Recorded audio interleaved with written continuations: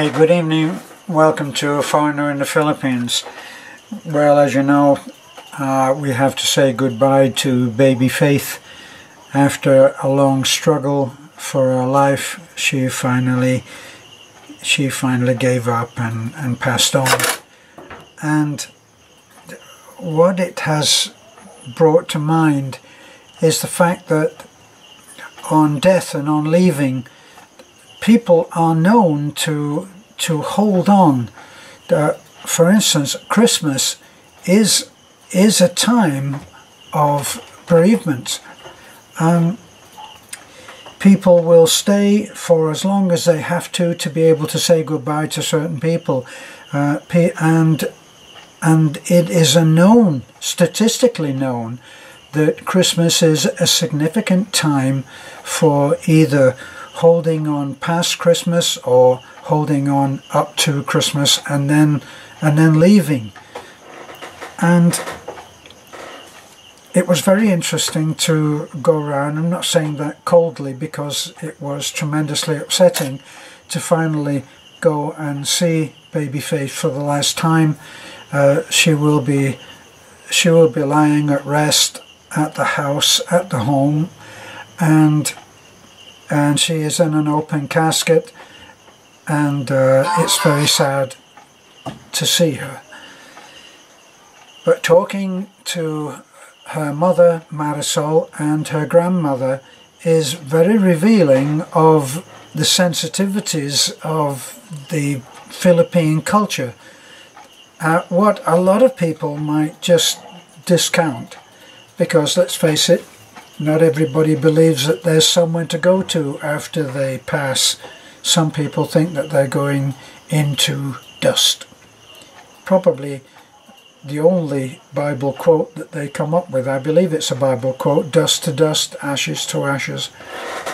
So it was interesting to go around, because it was important to say goodbye, to have closure, and Faith is someone that we had tried to help. Unfortunately, it really was from the get-go, it was a terminal condition, and it was only a matter of really spending that time with baby Faith. She was a cherished child, and was surrounded by people who adored her. She wasn't she wasn't able to communicate in the usual way. She didn't talk. She wasn't up to that yet, but she did communicate, and she did have an exchange, an interconnection with the family. There was always somebody with baby Faith. Now, baby Faith was our little nickname for her, but I remember going around on her birthday, and I was sitting in the living room, and I could see through the curtain into the bedroom where Faith was lying, surrounded by pillows, and she was lying on the bed there, and I was for a moment a little concerned when I saw a small boy who must have been only about two years old, and he went into the bedroom where baby Faith was lying alone, and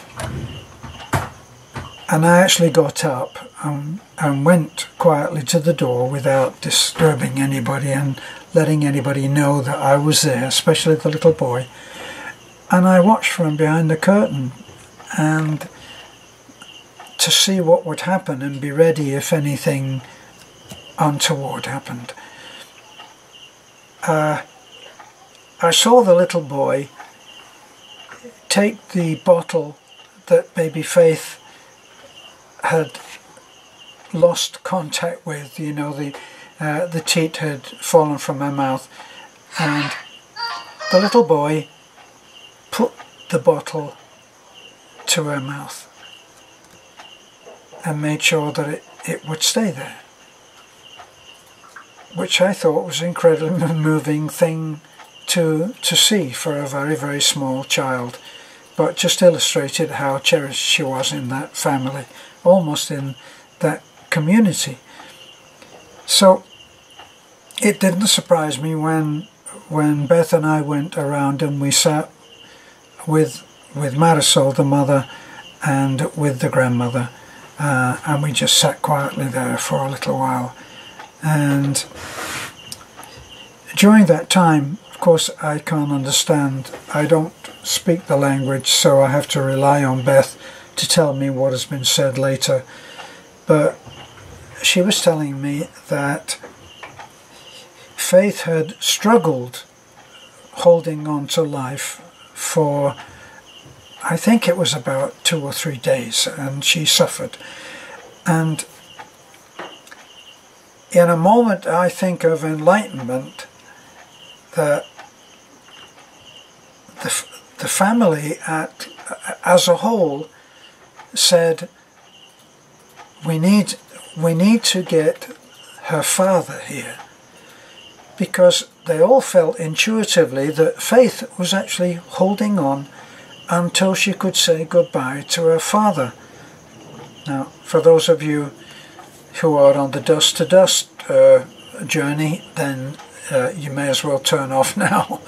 But for others who believe that there is a place, whatever you call that, but another place to go to after this one, you'll be interested to know that they made calls and the father came to see the child, and there was an exchange between the father and Faith,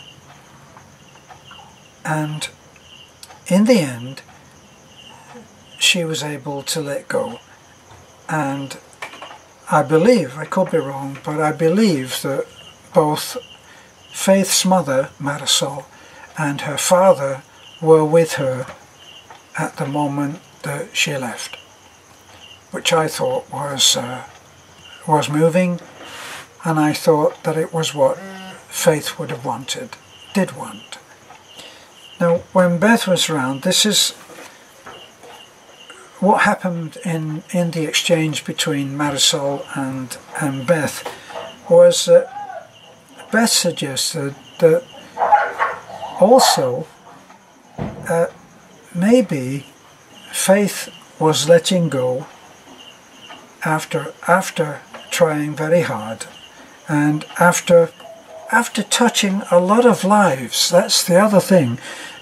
She didn't just suffer through that life. She actually touched a lot of people's lives, mine and Beth included, and others that we know.